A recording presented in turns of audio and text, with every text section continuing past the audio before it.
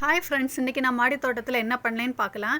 எனக்கு ஒரு ட்ரம் கிடச்சிச்சு. அந்த ட்ரம்மை நான் 2ஆக வெட்டி வச்சுக்கிட்டேன் செடி நடுறதுக்கு வேண்டி. அதில் பாருங்கள், வெங்காயத்தோல், அதே மாதிரி இந்த வாழை இலை காய வச்சது. இதில் ரிசல்ட் எனக்கு நல்லா கிடைக்குது இந்த வாழை இலை. அதனால் அதையும் சேர்த்துக்கிட்டேன் செடி நடுறதுக்கு. அதை கீழே போட்டுட்டு மேலே மண்ணை போட்டு நிரப்பி வச்சுருக்கேன் 2 பாட்டில். பாருங்கள், இது விதை போடாமல் வளர்ந்த செடிங்க.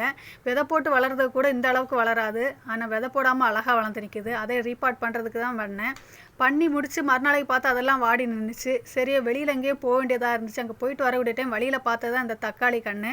இது இந்த வண்டியில் தள்வண்டியில் விற்றுட்டு போகிறாங்க பாருங்கள். அவங்க அழுகி போன தக்காளி தூக்கி போடுறதில்ல அழகாக முளைச்சி வந்துட்டு நிற்கிது பாருங்கள்.